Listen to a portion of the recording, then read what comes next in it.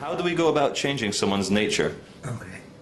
First of all, as a kid, when I was about 15 or 16, I asked all those questions you're asking now. So I said to myself, how can you make a world of uniformity, bring all the nations together? The social customs, their concept of God is different. They may have 10 wives, you believe in one. How do you bring them together? And I said the most difficult 3 words in my life. I don't know. I really didn't know. I said, how can I do that? So I said, don't try to design a global civilization until you understand what you're talking about. So I got confused. I don't, my own thinking is talking to yourself. Yes. If I say, I'll see you Saturday, you know, I take the kids in, and he said, I can't see you. See, so it's talking to yourself. There's nothing magical. So I talked to myself, and I said, how do you know your system will work? It sounds good on paper. You sound like, as my own language, a utopian. So I got a book from the library years ago, and it was called 125 Utopias and Why They Failed. Yeah. To me, that was very important to read. And I read that book, and I came up with something slightly different. I felt that I had in my day a thing called a Victrola. You wind it up and the record would play. And I was thinking within those terms, and my age, like 94, I've seen so many changes that I couldn't accept the notion of utopia. If I designed a very good city, that's the best I know up to now. But I know that that new city would be a straitjacket to the kids of the future. Yes. They'll design their own cities. So if you made a statue of me in front of that city, you hold back the future. If you have a laptop, which I'm sure you may have, okay, a laptop is not the best that can be. It's the best we know of up to now. Yeah. 10 years from now, the laptop will be smaller, lighter, faster, everything. You can't freeze anything, or you can't use the word utopia because it assumes you've done the ideal civilization, and to me that's ridiculous. Anything I design can be surpassed. Yeah, of course. Even in the history of my own work, I keep changing things. Okay, but I have no fixed notion. All the visions of the Venus project I've seen, they look beautiful. They are stunningly well-designed worlds.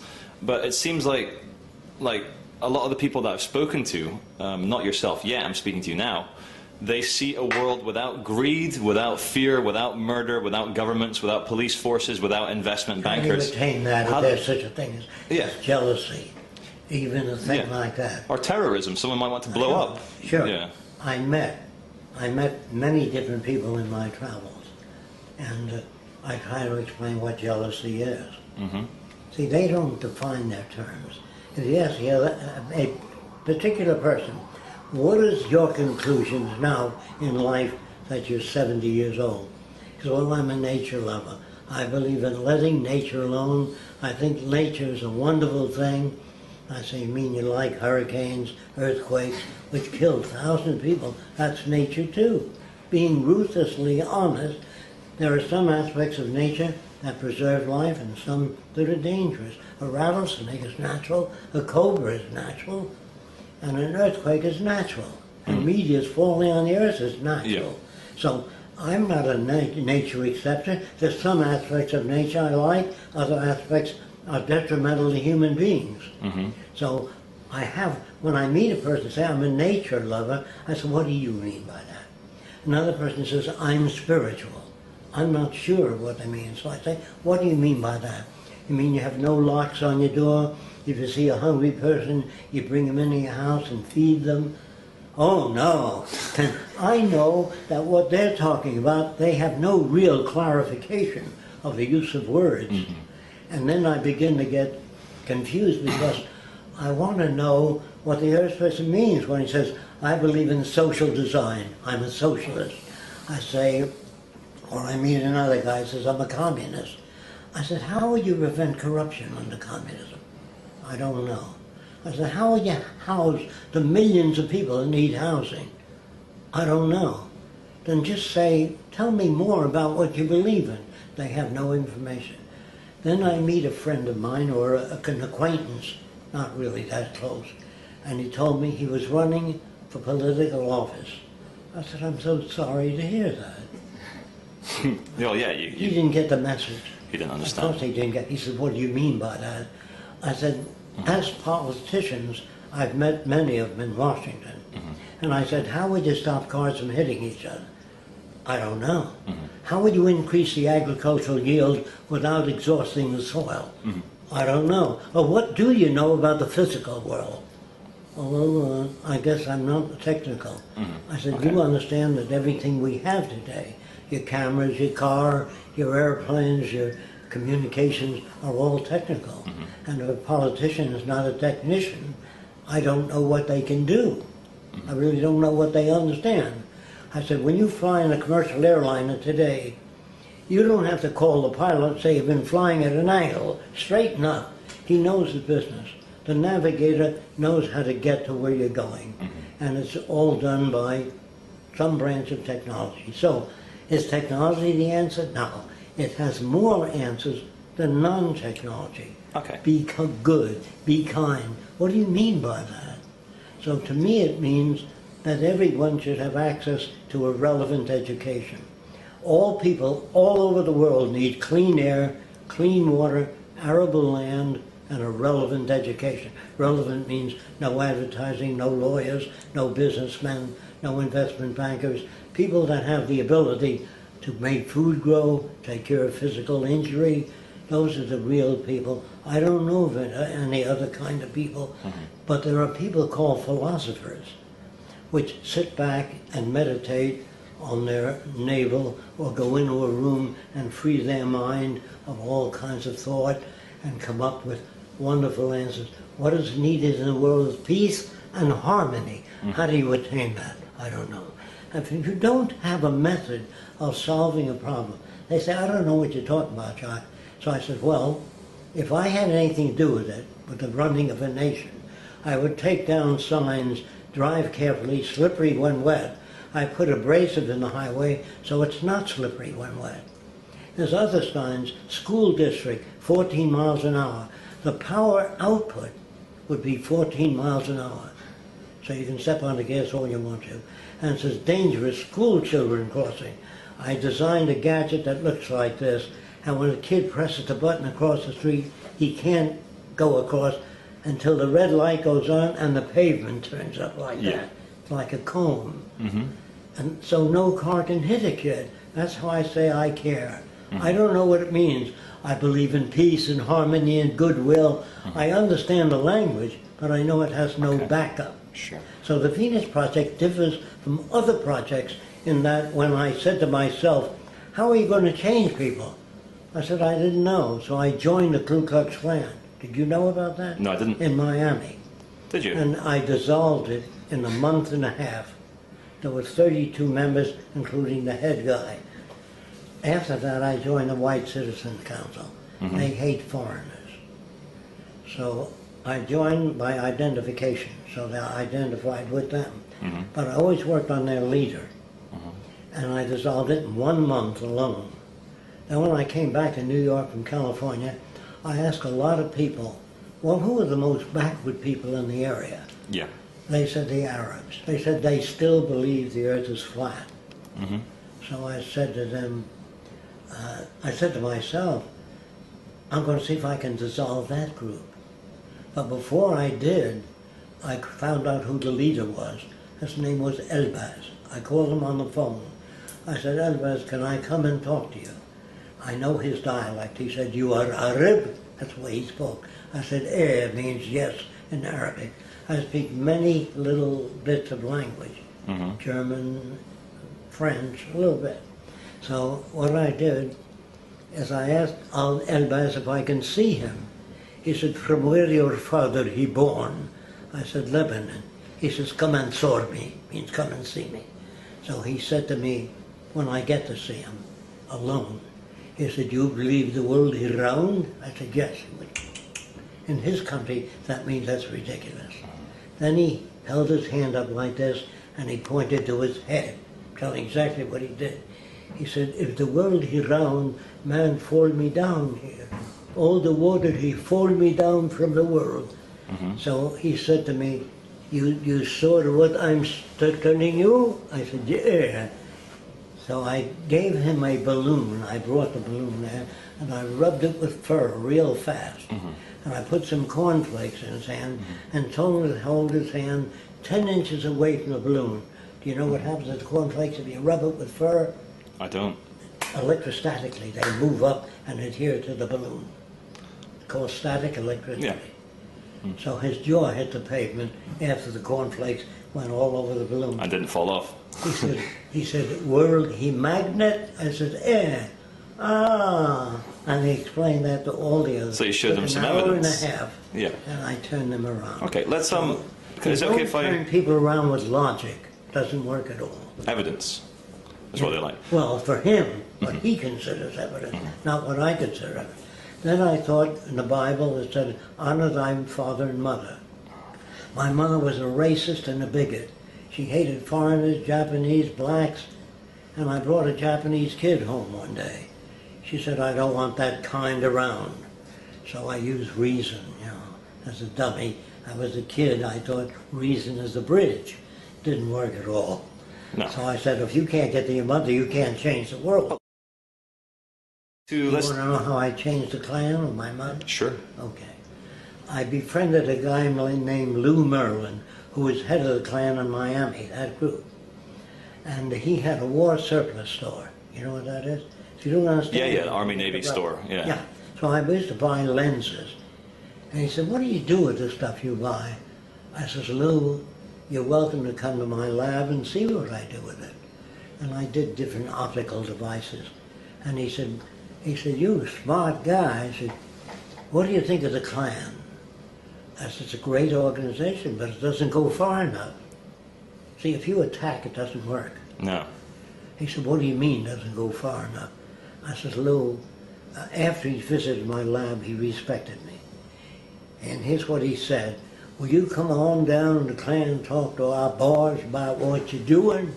I said, Lou, they wouldn't listen to me, you know. He said, I didn't listen to you. You're a smart guy. I said, Lou, if you can do that, that'd be fine. So he said, I want you to listen to his here jock. He knows what he's talking about. Because he was impressed by things I showed him. I can tell you what I showed him, too, later on, if you want to know. Anyway, he said to me, after I talked to his guys a little while, I tried to talk to them about animal training, because they're interested in dogs. They hunt a lot. So I showed them some films I did on a bunch of animals that I had trained that sit at a table. And I bring food there. It's real, and they eat it. Then I said, before I worked on animals, I worked on insects. I'd paint formic acid on a tin can, put an ant on, the ant would follow the formic acid. Forever. Never say, hey, I've been here before. He'd never walk off unless I painted the formic acid off the can. And then I know that most insects respond to sounds, chemicals, light. Then I worked on animals. My greatest difficulty was snakes. In conditioning snakes, I didn't even know how to start. This is when I was a kid. So what I did is I put a black and brown mice in with the snakes, and the snake would center its head and grab the mouse, and you'd see the hind legs kicking. And I was wondering how he swallowed it. The teeth have back right, and they move up and back, shoving it down the throat. Yeah. He didn't swallow. Then I wanted him not to bother the white mouse. So I put a white mouse in there, and I put a glass partition between the white mouse and the snake. And he'd center his head on the white mouse and hit the glass. And after 10 or 15 times, when the white mouse was anywhere within the area of the snake, it would make an attempt. So I pulled the glass out then, and the white mouse can go anywhere in that cage, but the snake would only eat the dark mouse. And the next thing I did is photograph the white mouse sitting on the snake's head, all going like this. Yeah. And the snake was moving around, And they never wouldn't bothered bother. the white You'd condition the snake. yeah. Then I said, what about nature, like jealousy? Is that inborn? Is that an instinct? Or is it learned? So I talked to a psychologist about it. He says, no, it's a natural thing, jealousy. It's all over the world, in every animal. I said, give me an example. He said, well, if I reach for my cat the dog growls, particularly if I put it on my lap and stroke it. So I said, is that what you mean by jealousy? He says, that's what I mean by jealousy. That's an operational definition. So I said, if it's instinctive, I'm going to try to find out. So I would feed the dog a little bit of fresh liver and then reach for the cat. And keep feeding the dog fresh liver, and after 10 to 15 times, when I reach for the cat, the dog's tail would wag. So if it's inborn, that wouldn't happen. The dog would still growl. So I had to reject that. So I began to talk to scientists, mostly psychologists in the old days. And I said, why do you adjust people to the system? It's insane. That's what they do. They have to be stupid to do that. Because psychologists are brought up with a routine of behavior, and they are given statistics that are not always accurate. And so I began to do a lot of work myself. Now my grandfather changed me in certain ways. He said, Jacques, people came from all over the world to America, and they brought the printing press. The Arabs brought algebra. That's the name of an Arab, algebra. And the Arabs gave us mathematics and the zero, and different nations gave us a printing press and the language. We speak butched English in America. Yeah. So my grandfather said, if you love the earth, pledge allegiance to the earth and everyone on it. If you pledge allegiance to any one nation, you're negating all the other people. And that made sense to me. Now my grandfather in other areas was not sane. He was unsane. He believed there were people who lived under the ground that looked like us, that were replicas with chicken feet, webbed foot. So there were certain areas of my grandfather's behavior that made sense. Yeah. So in school, I refused to pledge allegiance to the flag. Apparently the teacher I had at that time didn't like that. She grabbed me by the ear, dragged me all the way down the hall to the principal's office. I was only about 14 then. And she said to the principal, he doesn't want to pledge allegiance to the flag. So the teacher looked at the principal, looked at the teacher and said, you're excused, you can go back now. And he put his arm on me. He says, why don't you want to pledge allegiance? Everybody does. I said, everybody once believed the earth was flat. It doesn't make it flat. So he said, what do you think of American history? I'm giving you the guts of what changed me. I said, well, everybody in the history book says the right thing and does the right thing, and doesn't sound like real people. They make mistakes, they have errors in judgment, and they don't have any of that in the history book. Everybody looks right. So he said, well, what do you think of the teaching we do in school? I said, when a teacher says to a child, that's wrong, there's no information in that language for a child to work with. Well, that's not what I told you. There's no information in that. So I said, what is information? I said, if a child spells cat with a K, say you're very close, draw the two letters that are close and change the K to a C. But don't say that's wrong, because it has no... He says, I'm going to have to call your mother in. So I says, oh, do what you have to do. So my mother comes in crying, the usual, what did he do? She's going like that. And he says, he didn't do anything. Well, we really have no place for him in our schools. So I said, oh my God, what's going to happen to him? He says, I don't think you have to worry about that, because I'm going to take him to the bookstore and buy him whatever books he wants to read, and let him read what he wants to read in school. I'll rope off the area, but I want him to come to me once a week and tell me what he's reading and why he's reading that. So I'll have to tell you a little bit about other bits before I continue. Sure. Can I? Yeah, of course, yeah. Okay. We've got plenty of time. Well, I wanted to know how airplanes fly as a kid on this thin substance. I could not understand it. So I asked my mother and father and my brothers. They had no information. So I finally went to the library and got out a book called The Wright Brothers. And I was very anxious because for years I wanted to know. I opened that book with great anxiety. And it starts out, it was a sunny day in May, and Mrs. Orville Wright was hanging clothing on the line. I didn't want to know that. That bothered me. And I had to go through the whole book was sunny day in May. And near the end of the book, they killed a pigeon, and they put wiring in its wings to keep him out there. And they moved the wings up and back to find the center of gravity and launched it. And that was information. And when I'm back to school and I look at the books, most of them was Sunny Day in May. A lot of bullshit and little information. So I began to read and scratch the bullshit, the Sunny Day in May, and look for substance. So I was able to read more substance than Sunny Day in May. Then he died in about a year and a half after he set that up, and they took away that privilege. So I played hooky. I didn't go to school for 6 weeks. One day I came home and the truant officer was sitting on my doorstep. He said, "You Jock Fresco?" I said, "Yes." "You haven't been to school for a month." I said, 6 weeks. He said, "That's right."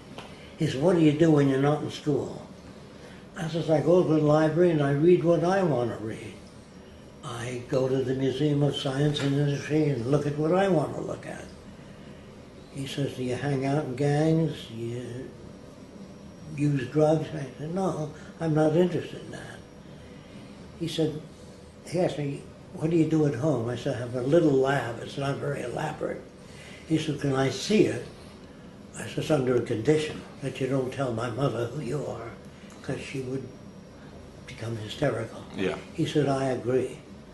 I shook hands with him and I showed him my lab.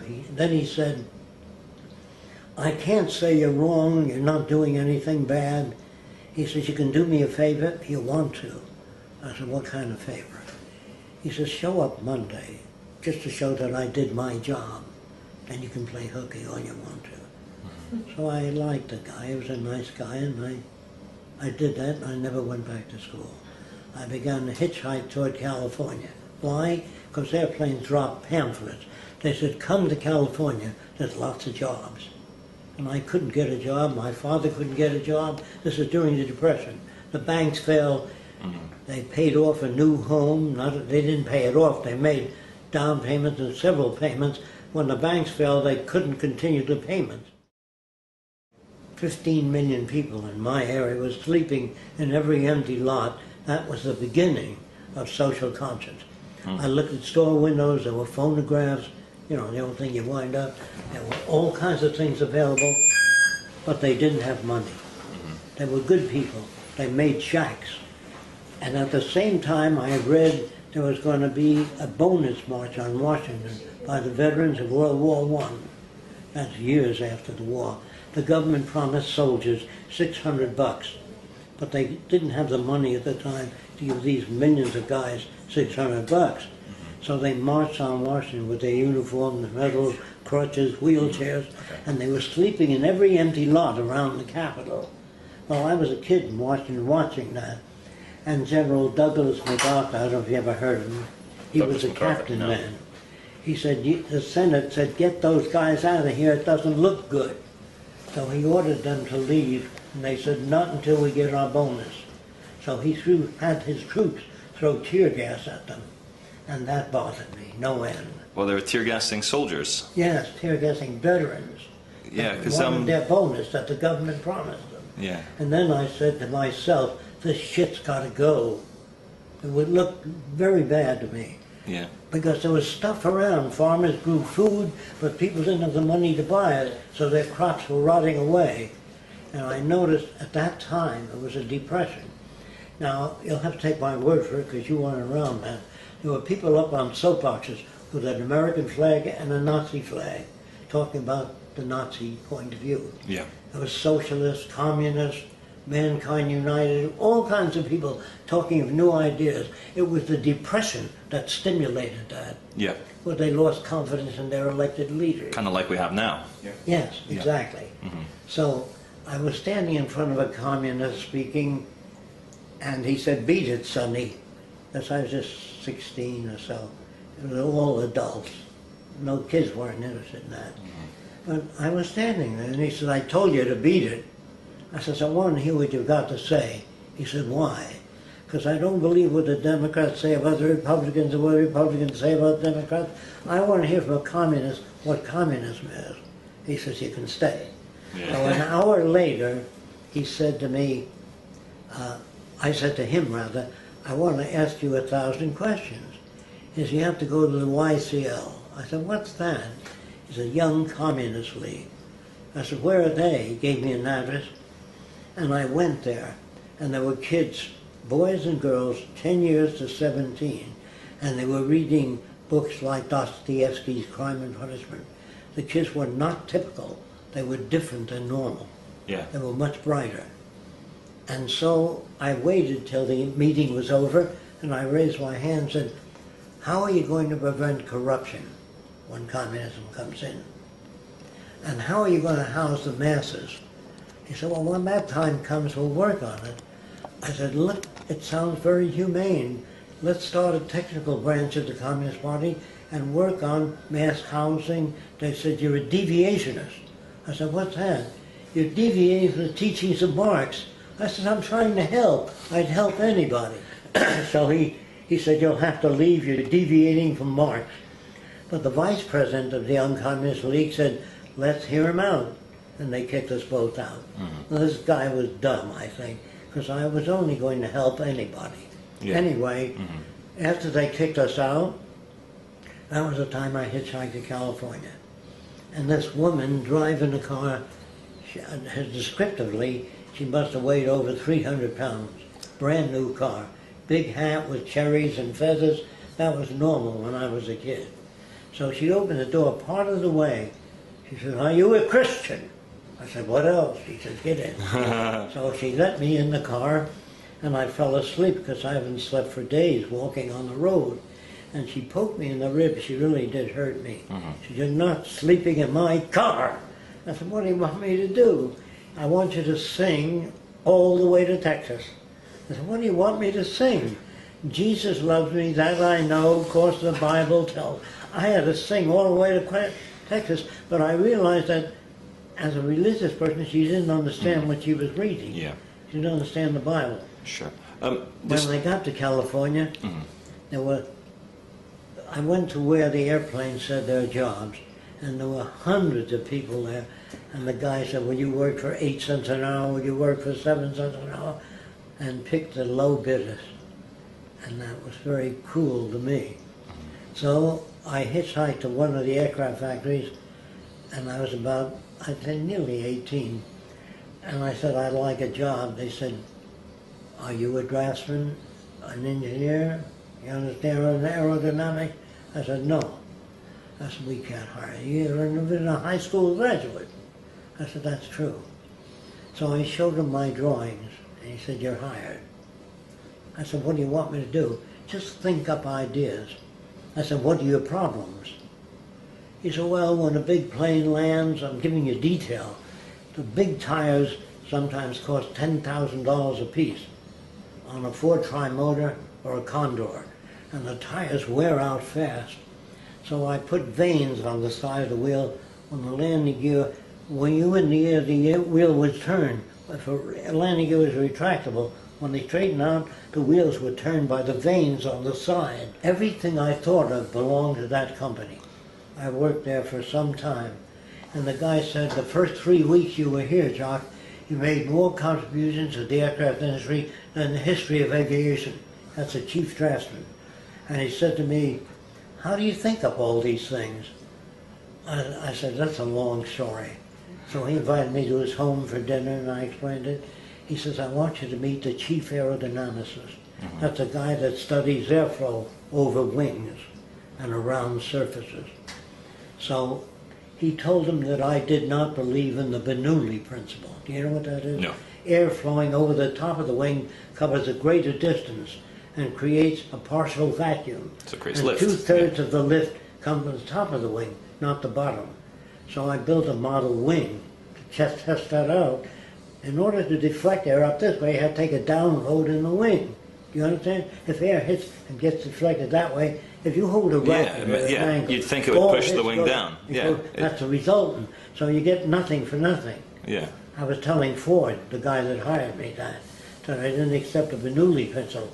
He told that to the chief aerodynamicist, and he came over to me and says, you don't accept the Bernoulli principle? I said, no, I don't accept certain aspects of it. He says, I don't even want to talk to you. And he walked away. Very famous guy, Dr. Klein. And that's the first time I encountered a scientist that was unscientific. Yeah. He should have said, what is it you have against it?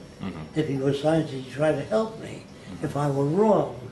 And so I began to say, gee, if a scientist behaves like that, then I mustn't honor scientists. I have to check them out, each one of them. I said, that's a tough job. So I got into a field called general semantics.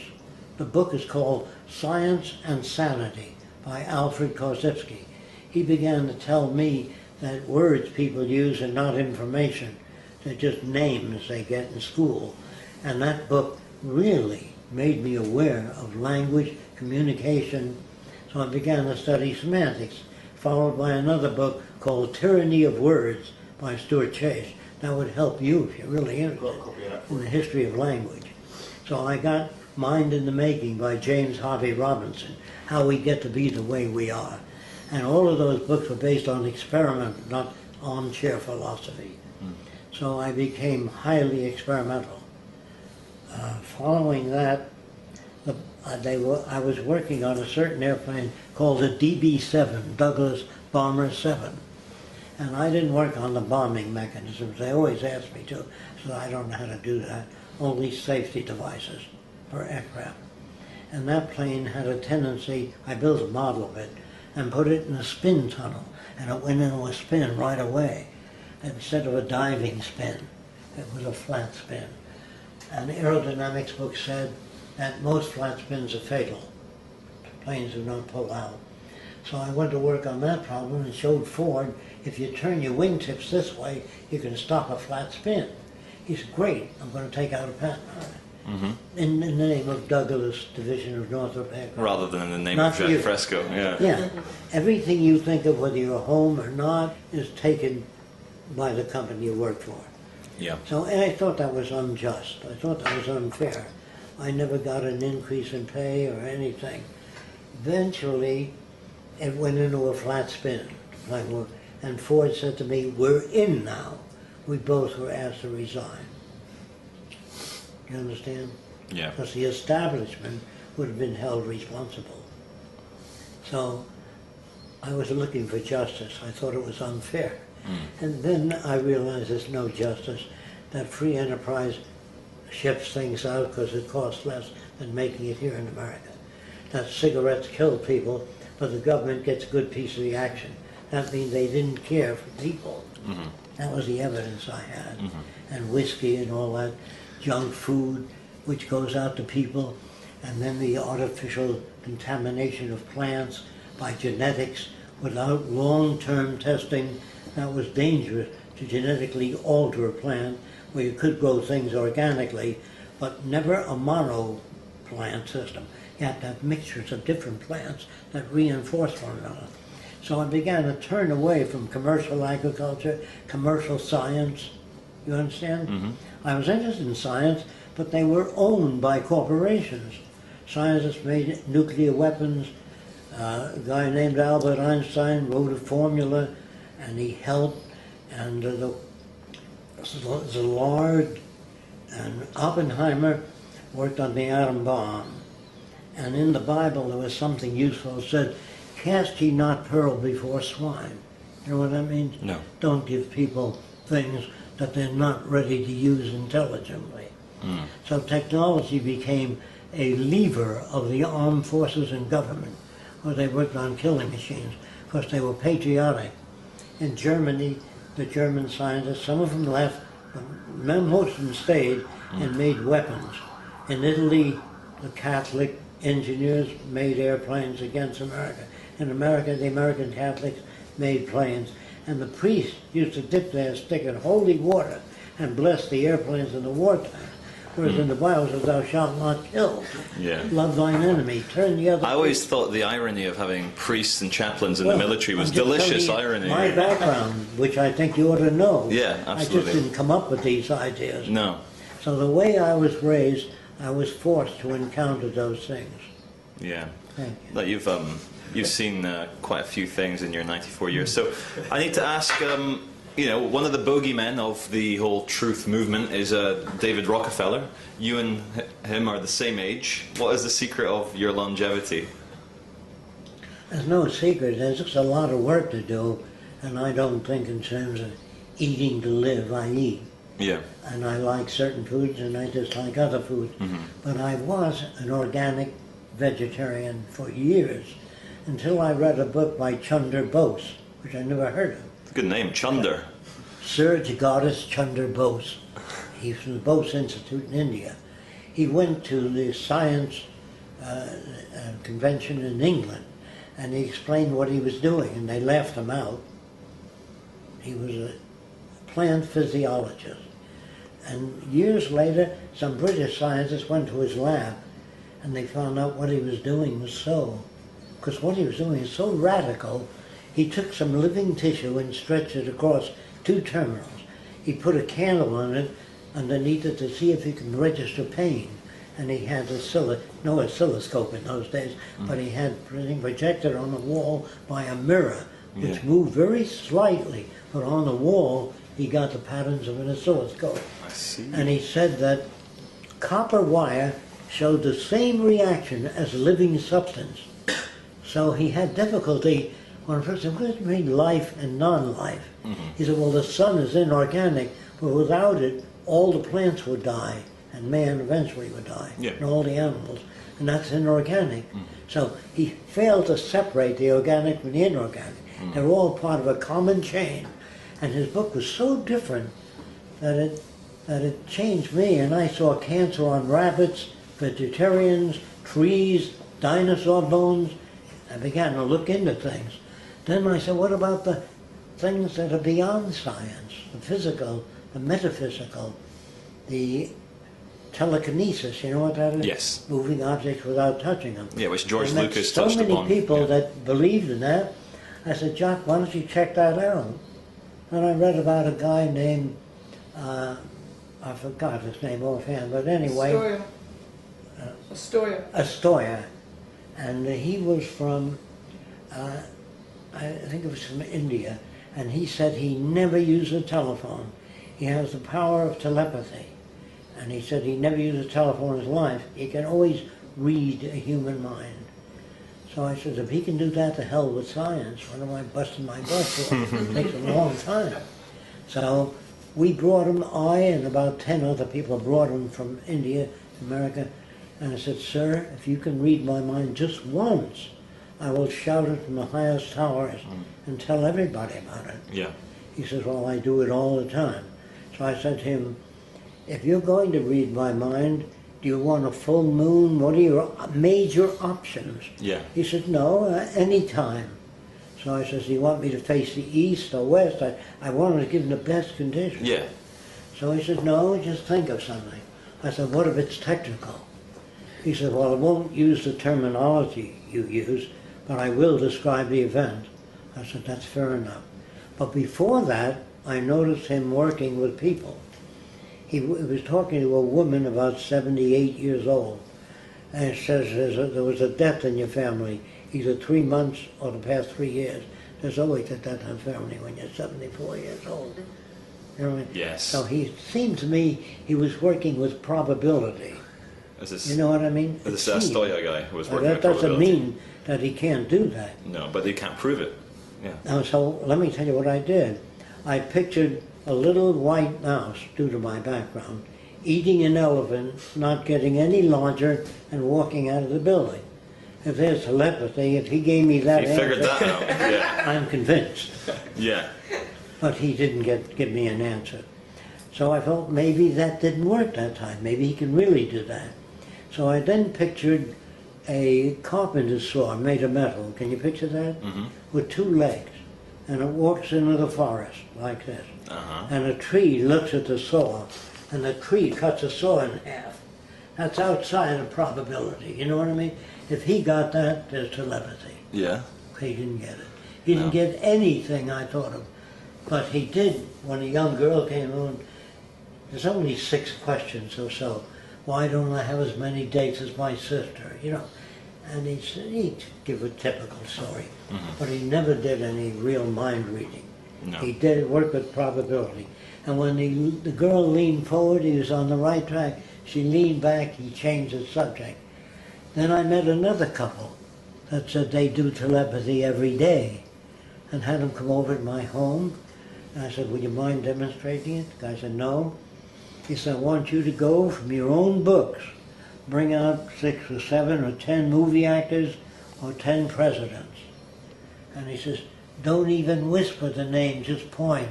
And I point to James Fillmore. Mm-hmm. This was the first time I ever met the guy. I said, now you call this guy in England Mr. Throckmorton. You know this story? I called Mr. Throckmorton in England. He said, I see a president with 2 puffs of hair on the side, and his name is James Fillmore. And I pointed to a movie actor. I think it was Gary Grant, if you know who he is. Anyway, I pointed, said, now call this guy in New Jersey, Smithson. I called him. He says, I see a tall, skinny actor, an Englishman named Gary Grant, right away. That was the best I've seen up to then. Here's how it works.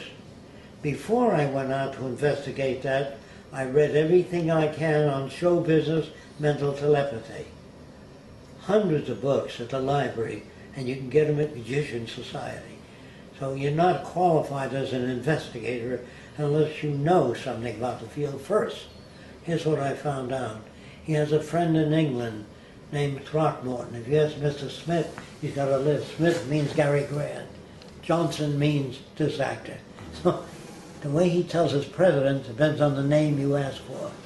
Do you understand that? Mm-hmm. Or not? Yes. By the way, I want to tell you, there was a friend of mine who was an engineer, and he said there's a Reverend May Taylor in California that has a church called the Church of the Living Dead. That's a name, I don't name it. So she goes through the whole audience, says, you had a son killed, what a real act of February the 8th, right down to everybody in the audience. And so I went to that church, because if that's true, then my system is limited. Mm-hmm. So I didn't sign the guest book. When you enter, you can sign the guest book. Now that's what they do with a lot of telepathists, soothsayers. When you sign the guest book, they say, have a seat, and they go back and see if they got anything on you. You go to the Hall of Records in a small town. You had a brother killed in an automobile accident February the 4th, and they build a record from the Hall of Records. So when you come in and say, when you sign the guest book, the minute you sign, they go back to see if they have information on you. Mm-hmm. So I just want to tell you why. So I didn't sign the guest book, and she went over everybody in the church and skipped over me.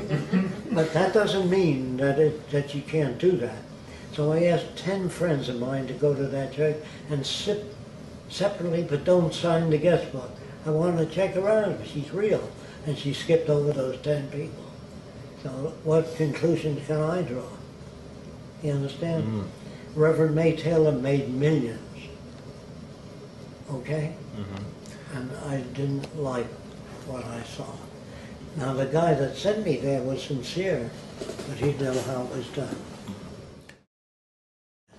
Then 2 priests came to my seminar, and they said to me, Jock, the trouble with you is you want to work in the material world. There are things beyond the material world. So there was a woman in Palm Springs, California, that had the power, they said, of telekinesis, moving things without touching them. I was call her and ask if I can come there. And the priest said yes, and they did call, and she said yes. I said, ask her if I can check it out while it's happening, because I really want to know if it's true. I don't come as a skeptic trying to disprove it. I wanted to know. Yeah. So she says, of course. I went to the Hall of Records before I went to her house. Her father was a magician. Mm-hmm. Her husband, rather. He died 10 years ago. Now, normal people will visit you for a while. But if your wife dies or you're alone, then they diminish the visits. Mm-hmm. That was statistical. Yeah. So I went to meet her. She was very pleasant, very polite. And she put this big vase on the table, and it started to move with the lights on and everything. No strings, anything. So I took a fountain pen I had, and I held it near the table, and I got a 60-cycle hum. I peeled the veneer off, and she had a bell buzzer upside down with 4 rubber shark mounts on it. The table was highly polished, slightly tilted. So I said, Father Dunn, Father Dempsey, come here and look. And she said to me, you son of a bitch, you get the hell out of here. I said, I'm not your enemy, but if you tell these kids that are here today that you have special powers, they don't work on problems. See, if you pray and hope that it rains, you have to dig an irrigation ditch if you have a drought to help the plants grow. So I said to her that I'm not your enemy. I understand why you're doing this. Very few people come to see you. You're lonely. And when you do this, you win approval and recognition. So she put her arms around me. We were friends again. Yeah. But I did not try to destroy her. And so I began to study as much metaphysics as I can. Levitation, auras. So far, I've never found anything. Sure. Except in a book, a religious book, this guy had a halo, and many witnesses to that. So I got another book called Anomalies and Curiosities in Medicine.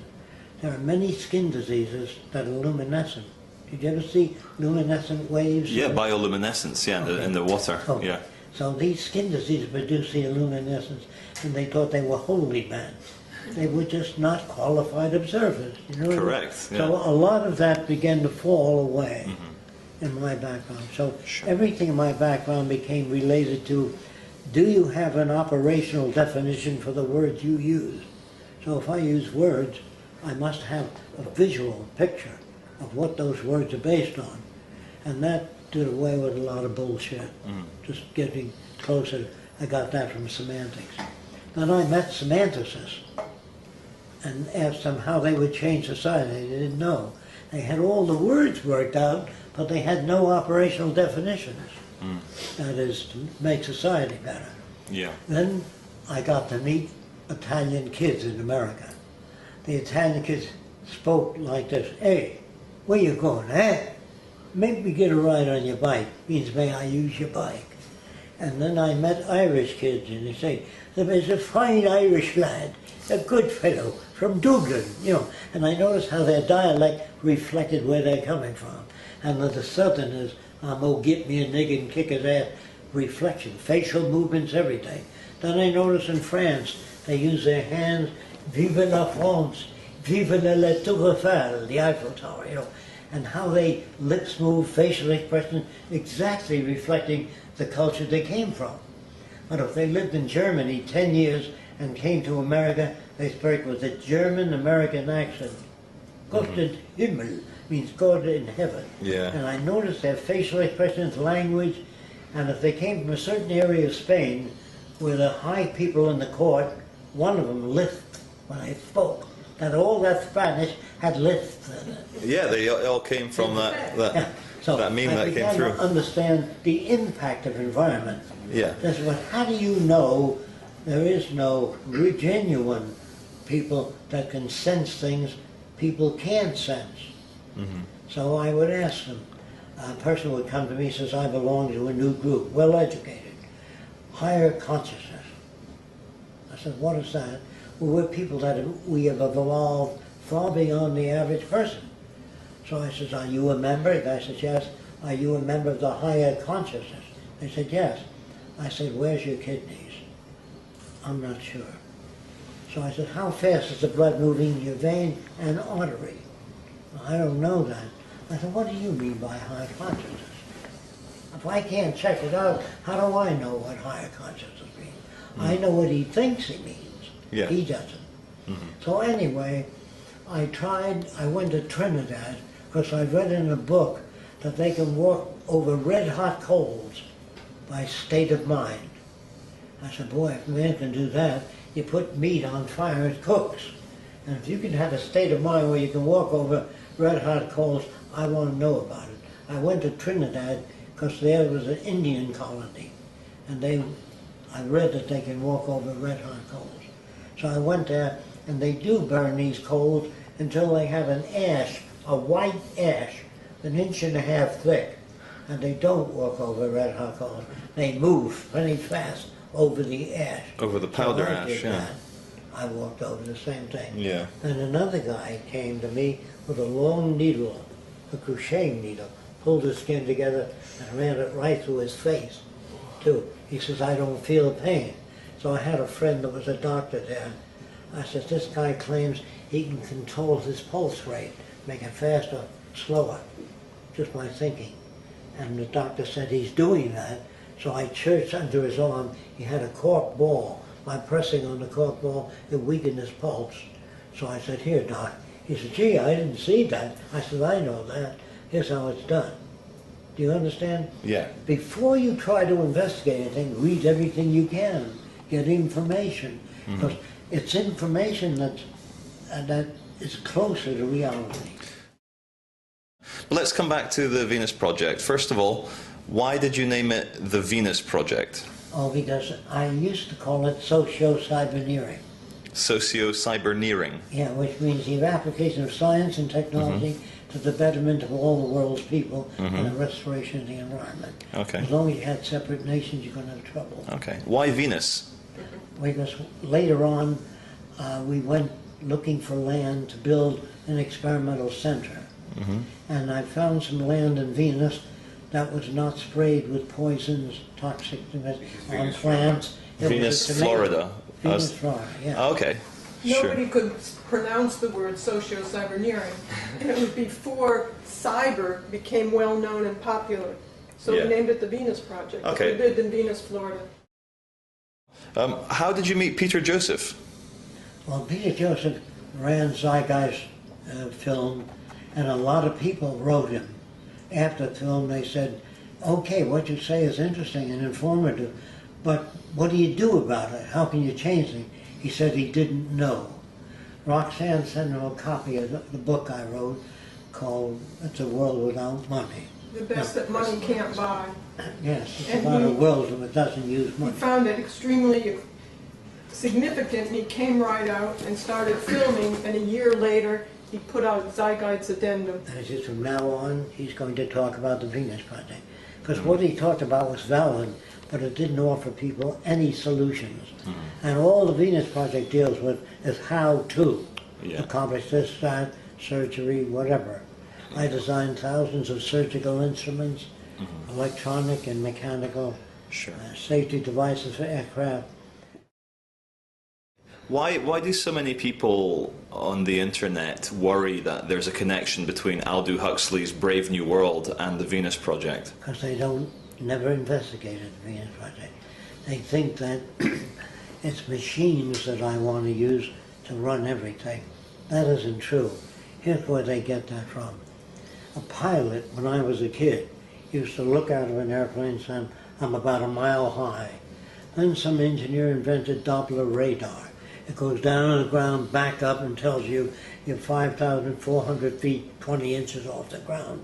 No human can do that. So I'd like to substitute that for aviators' decisions as to height. I don't want the machine to take over. I just know I'd rather use that.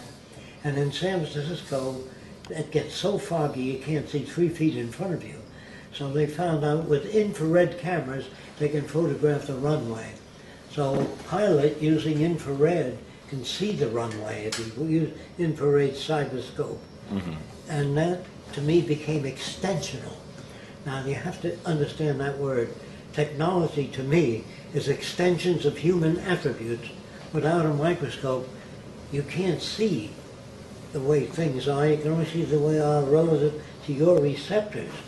But with a microscope, first time I saw things under a microscope, what looked smooth looked like hills and valleys. So I said, what's it really like? And the guy blew it up again, and it looked like slivers. So I said, well, yeah, but what's it really like? He said, that's a stupid question. Depends on your receptors.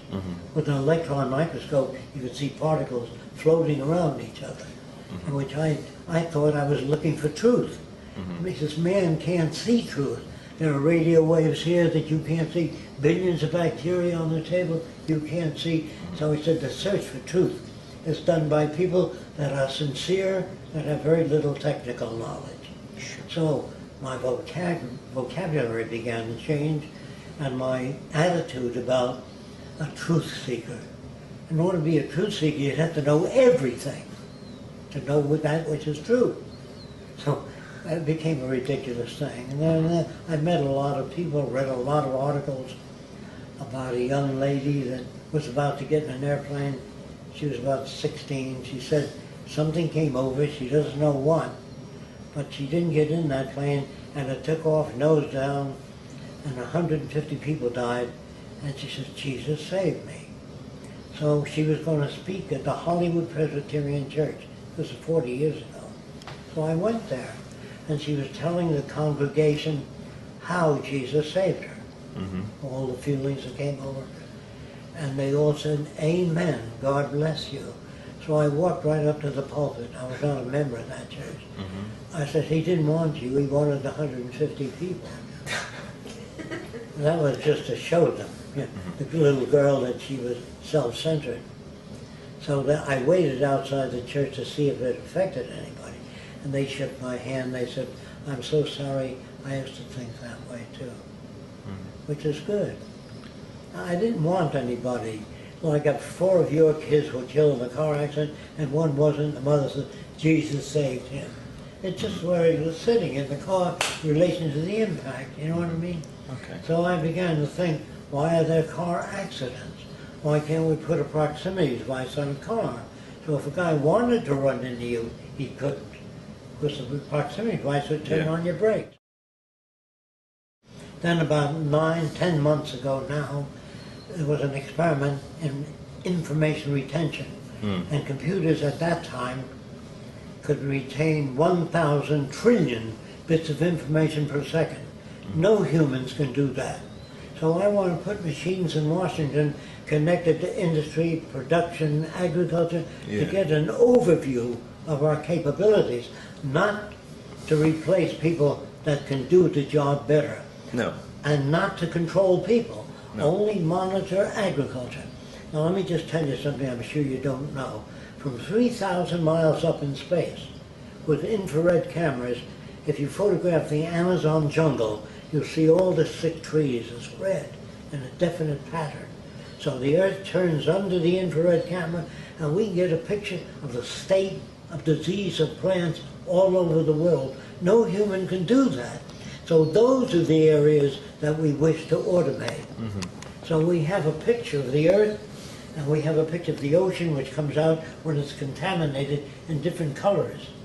And we can see contamination, death of the reefs all over the world. No human can do that. People think that they're going to be taken over by machines because they think of it in terms of this society, the monetary society. And I'd be scared shitless of machines taking over in this society. It's already going that In way. fact, that's what's happening. No matter how much you don't want machines to do things, it doesn't make any difference. They're better than people. They're faster in factories, and they're going to take over people's jobs. But in this society, they displace people, and they hurt people. People use machines to subvert other people and hold them down and bomb them and kill them for resources. So it's not the machines we should be wary of, it's the abuse and misuse of machines. And as long as we live within the monetary system, it's going to be more fascistic, the machines will be more hurtful. That's why that's why Jacques came up with a resource-based economy, because they wouldn't be used that way. They couldn't be used that way if you understood what the resource-based economy would be.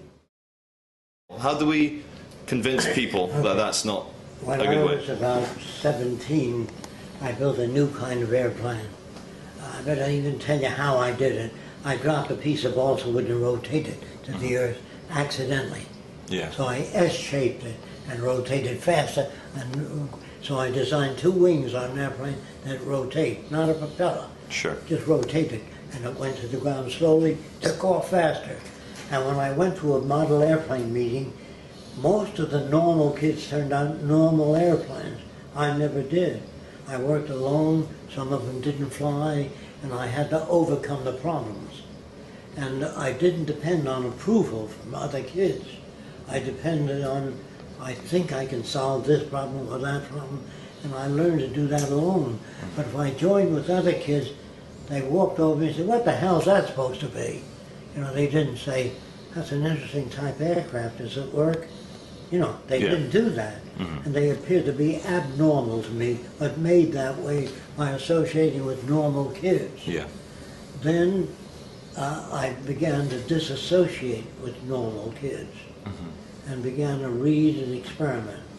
But I was reinforced for it because when the principal roped off the back of the class and he let me read what I wanted to read, I was beaten up by normal kids. In the aircraft factory, when this guy Ford roped off an area and says, just think up new things, I was beaten up by the engineers.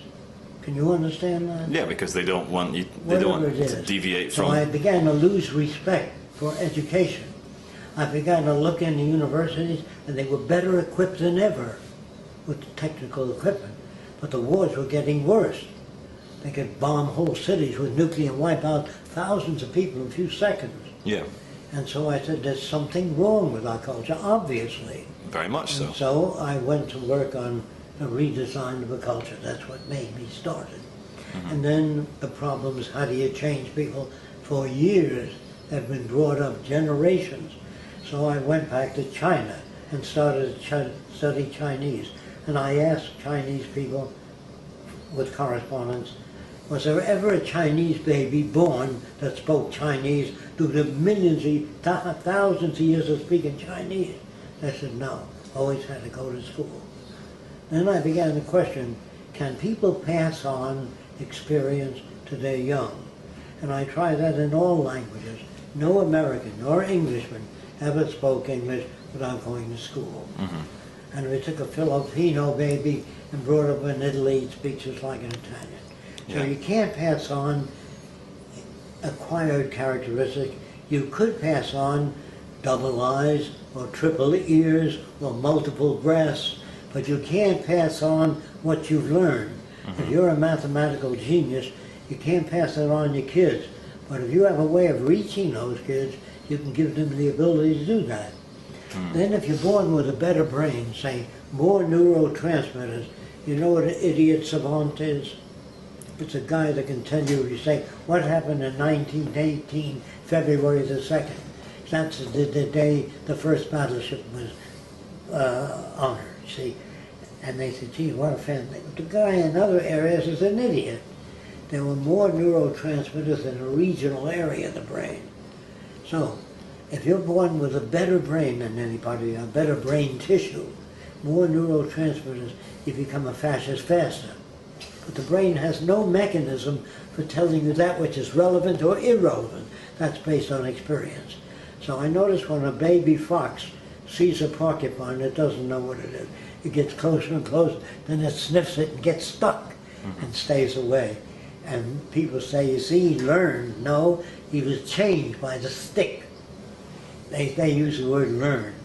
Or if an old man's walking around and says, man, I'll never fly, then the plane flies over. He says, I've changed my mind.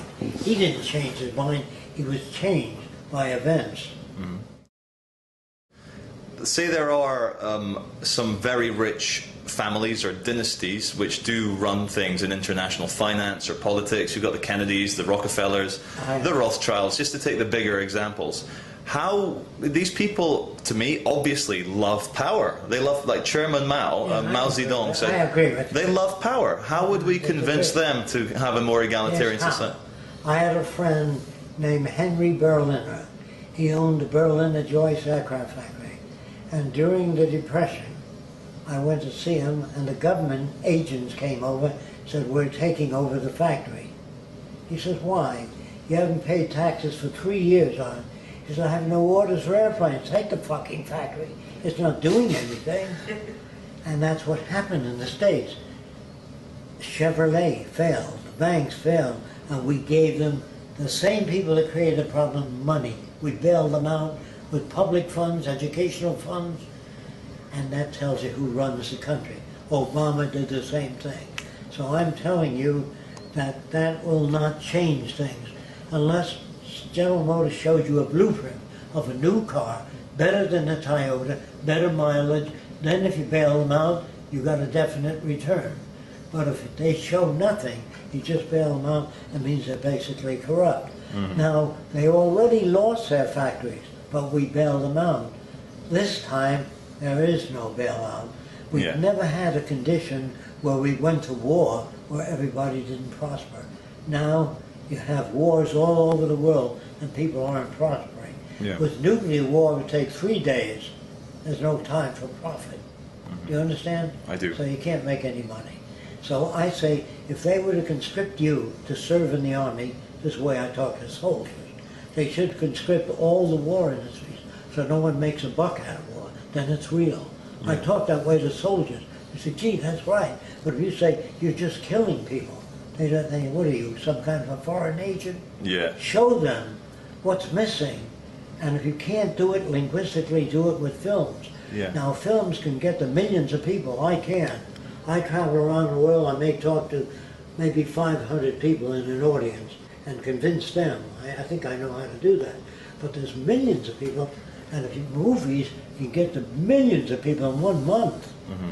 So that's why I recommend movies. I will show movies of how I got to be the way I am.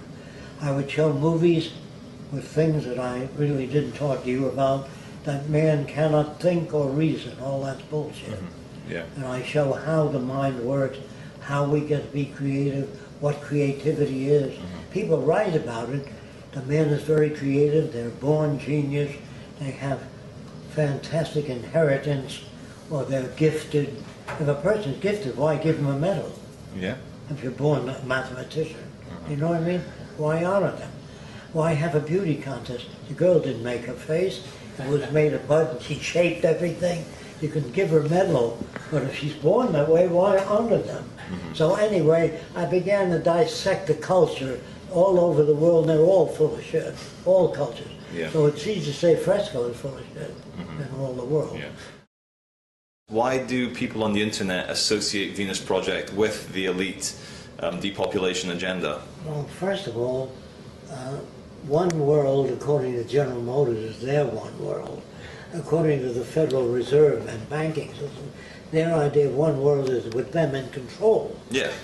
See, that's the world that a lot of normal people don't know enough about the Venus Project, so they always liken what I say to communism or socialism or fascism. They'd call me everything. Now, communism uses money. Communism has banks, it has armies, navies, prisons, police, and government. We don't have any of those things. It seems to me, I'm Jack, trying to tell you fast what the difference is.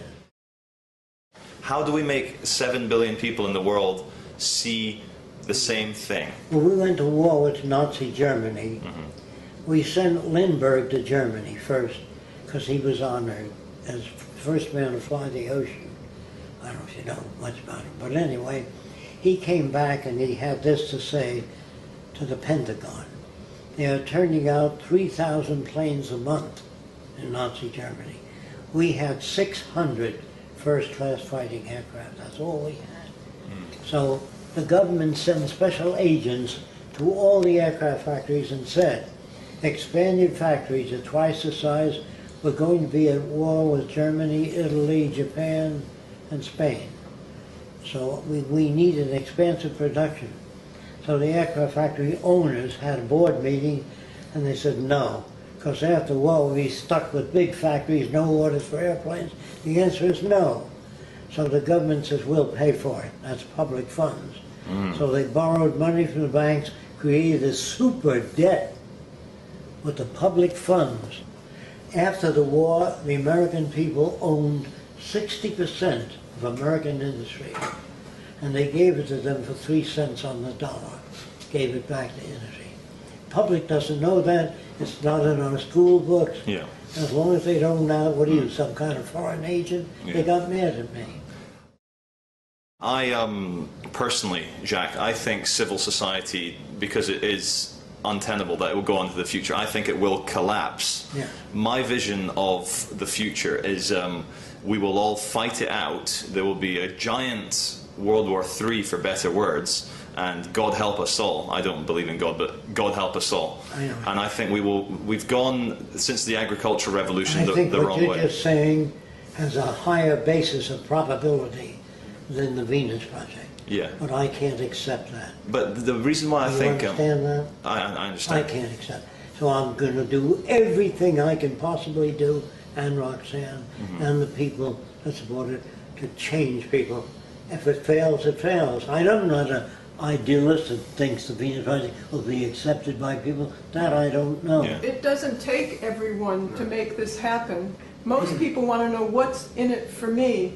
And if things did collapse, if there was a group of people that can initiate the Venus Project in some way, and the Venus Project's about making things abundant and available for people. And if they see it's a higher standard of living for them, they would most likely accept it after things crash and they can't eat and they don't have any place to live and they have no job. Yeah. Well, we all know that to make big change, it's so much easier after chaos. Yes. Like in Hurricane Katrina, the companies went in there, privatized all the schools, no problem. But if there wasn't a direction to work toward, if there isn't another alternative, and I don't see any other alternative out there that's updated with our science and technology for the benefit of people, not for the benefit of industries and corporations as it is today, but for the benefit of people and the well-being of the environment, then we're not going to make it. We'll turn right into fascism. So the more that people understand this direction, that there is another direction to work towards, and not people who misunderstand it and thinks it's the Rothschilds or one world government has, it's funny to us that, it's because it's so much the opposite, they haven't looked into it at all. Then we might have some chance of some kind of sane, sustainable future. Sure. Yeah, the Venus Project would seem appealing, but would people in the Venus Project be happy if I took all the people back into the jungle and lived away from your society? Like, is it possible for there to be two ways? The jungle, there's so many people on Earth today. I think that you're trying to ask a deeper question than that. Who makes the decisions in the future? Yeah. Who decides which way people ought to live? The carrying capacity of the environment. You know what that means? Yeah. If an environment can support so many animals, if the altered environment by earthquakes, the water goes into the ground, most animals will die. So we study the carrying capacity of the earth and how many people do we have on it. And if we do use all the earth's resources, can we wipe out poverty? Can we build hospitals instead of digging up nickels and dimes for medical research? So far, up to now, we still have more than enough resources, even with all waste and war. Now, if you take the cost of World War II, I'm talking about bombing England, bombing Germany, flattening it out, 400 ships on the bottom of the sea, thousands of millions of dead people, and just take the money that it cost to fight that war. You could have housed everybody on Earth, wiped out the slums all over the world, built hospitals all over the world. There's something wrong with our culture. There's something wrong with all your bullshit mathematicians that are always doing higher plane mathematics. That's why I don't like this guy in the wheelchair that is interested in particle behavior. If you were a scientist, why do people kill each other? Yeah. Get out of that goddamn field. I don't give a shit about whether the planet moves and oscillates in an orbit while the world is going to hell. Yeah, let's get our priorities now. right. Yeah. Yeah. Does that answer your question? Yes, it there does. are problems now. Yeah. And I don't want to go to the moon, because if we start going to other planets, the next war will be out there. And so I want people to learn to live together and go out into space as a joint venture. Is that acceptable? Yeah. I'm very much against any single nation going out there. Well, absolutely, because it's just an act Where of do we separation. disagree? Well, we don't. Thing, Jacques, if the 3.5 billion Indian and Chinese want an American lifestyle, this planet will last maybe another 20 years. So we all know that the system maybe even needs to collapse. I think you know more than they do. If you can impart that information, some people know this much, some know that much, so they don't all really know, and they think that somehow our government looks after us. They have false beliefs, or God won't let it happen. Yeah. Jesus will come down first. You know what I mean? Yeah. So they have misinformation, and that divides us. So it's my job, when I talk to priests and ministers, I turn them around. I've changed many different ministers to agnostics, not atheists. but I've changed them so that they no longer believe that Jesus is going to come down in the clouds. Yeah. And I tell them that those are little stories, and if you ever watch me talk to a group of people, I approach them differently. Knowing a little bit about their background, I change the tone. I don't talk to people to win approval. I talk to them by delivering what I know to be relatively so. And that I know that I myself, in 2 years, will be changed. If I live that long, I'll change things. I think you will live to 2012. I have no fixed notion of what the world ought to be. Yeah. It's a constantly, see, these are called, the word for this type of society is called established. The society I talk about is called emergent. It's never established. It's always undergoing change. To where, I don't know, because the next 40 years, there's so many new inventions, I can't extrapolate. I can only to a limited extent. The Venus Project isn't perfect. It's just a hell of a lot better, and it's a start, bringing the world together. I'd rather attempt that than go down in flames with society.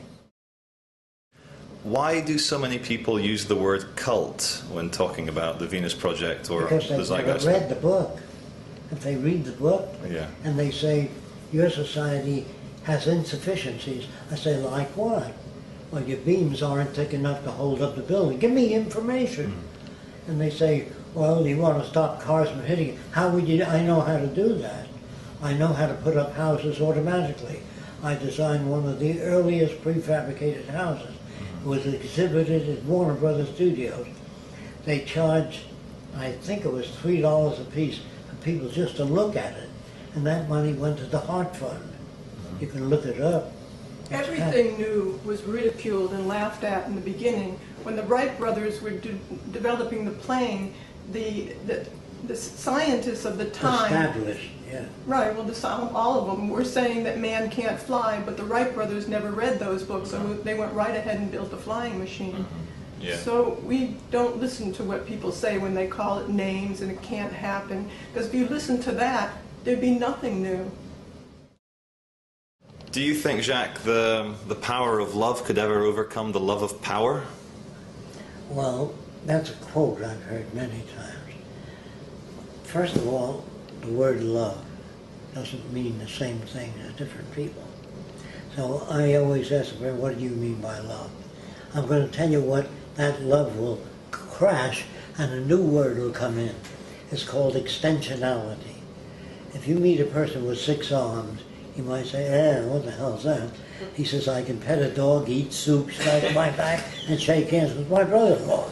But people don't do that. They, I know something I'd like to do with my spare hand. Whilst all that. But... Okay. So the point is, when people use the word love, they use it in the context of the civilization and experience that they had. Yeah. In the future, when people meet, a guy is going to see how extensional that person will be to him, and they will associate with one another because of extensionality. Meaning, if you met people that taught you how to grow food faster, healthier, how to live healthy, if you realized what they were doing, you would tend to associate with people that were extensional. The word love has so many different meanings, so many different people, we would rather use extensionality.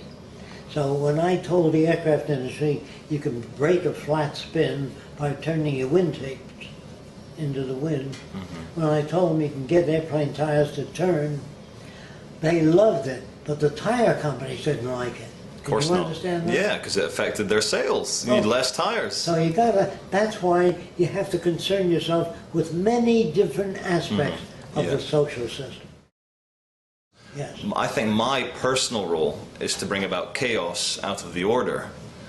Do you have anything to say about that? If for someone like me, I want You don't have to worry about it, it's going to happen. Yeah, exactly. Yeah, I agree. It's happening now all over the world. Okay, let's get more close and personal now, Jacques. We've got 15 minutes left on the battery. Do you have any religious or spiritual or esoteric or occult beliefs? If I know what you mean by those words, I'll use the term extensionality. Okay, if yeah. You're extension. Oh, like transhumanism, is that, am I understanding it correctly? Yes, I'm interested in that. Okay. I believe that humans 500 years now be very different than we are. So different that we won't make the history books in the future. We're so low grade and primitive. Yeah. Many people would argue that we used to be. I don't like what I'm saying, but Yeah. that's the way it seemed. You asked me. Why do you not like what you're saying? Well, because I wish they would have been reasonable enough to make the transition without all the suffering. Yeah. They're not. So I hope this film puts many people, makes them calmer about you guys, because I agree, the world is fucked. Yeah. Yeah, it's fucked. And the Venus Project offers something which we could do after it collapses, because I think, are we both in agreement, Jacques, it needs to collapse? People get mad and they say, why do you wait for the collapse? Why don't you do it now? It's impossible to do it now. Yeah. But yeah. we're working takes- on it. We're not just sitting around and waiting for the collapse. What's No. important now is to educate people as to a positive Before the alternative, a workable Yeah. alternative. And it takes a lot of education because it is quite different in every area. Sure. I asked you about any religious, spiritual beliefs. You said extensionality? You know what I mean by that? Yeah, yeah. The microscope is an extensional device. When I first met Einstein, I said, do you believe in truth? He said, what do you mean by truth? I said, well, this is smooth, I said. And he put it under a microscope. So this is Einstein, you and meant? it looked like that, yes. And I said, gee, is that what it really looks like? He said, no, he blew it up more. It looked like slivers. So he said, if you lock your frame, naked eye vision, this is smooth. Yeah. But to an insect, this is rough. To a germ, it's mountainous. So I said, what's it really like? He says, that's a stupid question. We can't see what things are really like, only what they are to our receptors. Yeah. I said, I didn't understand you. He said, well, the dog can hear 30,000 cycles in sound. The best humans can do is 22 cycles, 1,000 cycles per second. Yeah. He said, sharks can detect 1 ounce of blood at 5 miles in the sea away. No human can do that. He says, so when you say humans are the highest evolved forms, you are projecting, Jacques. He said, there are many different animals. A chicken hawk can see a dime from the top of the Empire State. A human being is a 3-foot ball. So when you say we're the highest forms, talk about what area. So when you talk about love, say, do you love your mother? In what area? I didn't like my mother's racial views, her prejudice, her bigotries, but she was nice to me. Yeah. She was concerned. So when you say I'm in love with that person, that's never true. You like certain aspects about them. And once you learn that it's a fluctuating thing, you don't become confused. You understand. Yeah. So Because what I I'm asked. talking about is extensionality in the reference that I use it. Okay? What is consciousness to you, Jacques? Well, people believe it's a degree of awareness. That animals don't say, I'm alive, I'm living on Earth. How interesting.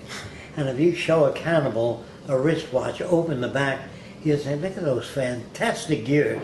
He can't. He doesn't even have the association. Doesn't care. So when he looks at a watch, he grins. Yeah. That's all he does. He says, nice. And he'll wear it around his neck. Yeah. Never use it as a timepiece. So people, depending on their background, do not see the world you see as you see it, because lack of extensionality in their education.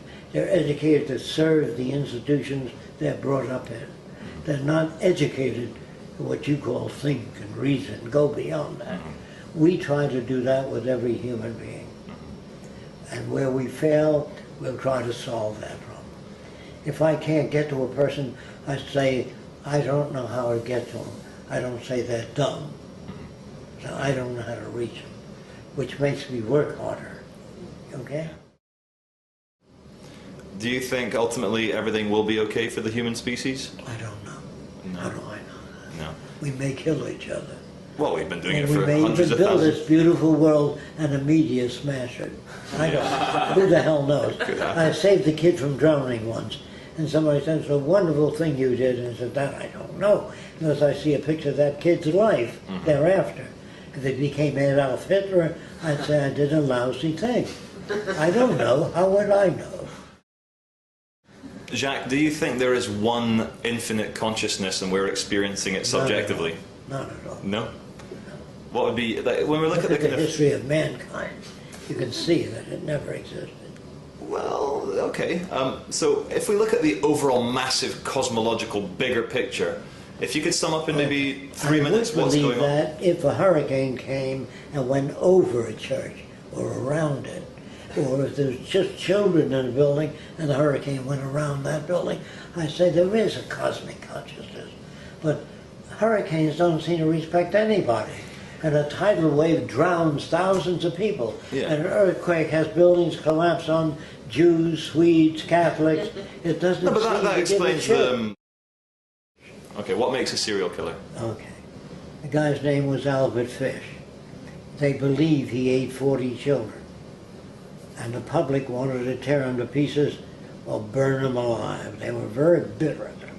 A psychiatrist named Albert, not Albert Fish, but Wortham. His name was Wortham. He said, don't kill him. I want to try to find out what made him that way so we can avoid those conditions in the future. I like that guy. And he is what he found. When Albert Fish was 8 years old, he was touching his private parts. His mother was an old-time Baptist, good person. Came in and said, you are going to burn in hell touching that part of your body. That is satanic. And you will burn eternally. She scared the shit out of the kid. And the mother said at 2 in the morning he was screaming. And she went into the bedroom and he stuck needles in his genitals because he didn't want to go to hell. Can you understand that? I do understand. Then he used to take minority kids into the woods and try to cut their genitals off to save them from hell. I understand. What do you think a soldier is? He's a guy that saw movies of Japanese raping women. That's called propaganda. Yes. Because Japanese have as many rapists as we have. They're not all that different. But with propaganda, you can make people hate Germans, call them krauts, sauerkraut from that. And Or nowadays Japanese Muslims. slanty-eyed bastards. Whatever it is that we hate, we manipulate. We make movies to get kids to enlist in the army. Yeah. Showing medals, heroes. And I want you to know this. I worked for a guy named Ernst Udet. He was the head of the German Air Force in World War I. I worked for him. Really? I said, how did you shoot down 70 airplanes? He says, it was very easy. That's the way he spoke. He said, I would fly above the squadrons and look at the rookies. You know what that means? The amateur pilots weren't good at getting, and I'd pick them off. Predatory, yeah. Yeah, that's how he did it. Yeah. When you were asking, how could you possibly do that? Yeah. And he answered, well, yeah, this is how, yeah. He told me. Excellent. Same for Eddie Rickenbacker, American hero. Shot down about 65 planes. There's no other way you can do that. If you had equal abilities up there, you might last through 6 or 7, but not 71 airplanes. Yeah. Do you understand what I'm saying? I do understand. Okay. So to me, all the people that are heroes, they're all part of this sham. Yeah. Okay? I'm not mad at them or angry at them, I understand them. If you're brought up in this world and you have a machine gun and you kill 400 men enemies, they put a medal on you, 5 medals. Yeah, you're not a mass murderer, you're not a serial killer, you're a hero. Do you understand? There are no mass murderers, no heroes. They're made by certain conditions. Yeah. And if we don't know what those conditions are, hate substitutes for solutions. How they get to be the way they are. Yeah, then it makes them a lot less scary. If you know how to change them, Yeah. if you know the mechanisms of change, it takes, people say, how long would it take to change all the people on earth? Given control of the broadcasting companies, movies, and the media, it's 3 months. That's all. 3 months. That's all. That's probably quite true. Well, they did it We with got swine that- flu, I got that Islam. from the army. Yeah. I said, how do you take people out of church, kids, and make them killing machines? Yeah. We get a guy named Frank Capra. He made a movie called Why We Fight. Make the Japanese look bad, make the Germans look terrible, make Spain look Works awful. every time. And it works every time. All How right. long did it take? 3 months. So give me movie control of television, radio, and it doesn't take that long because the people get it, they change other people. Absolutely.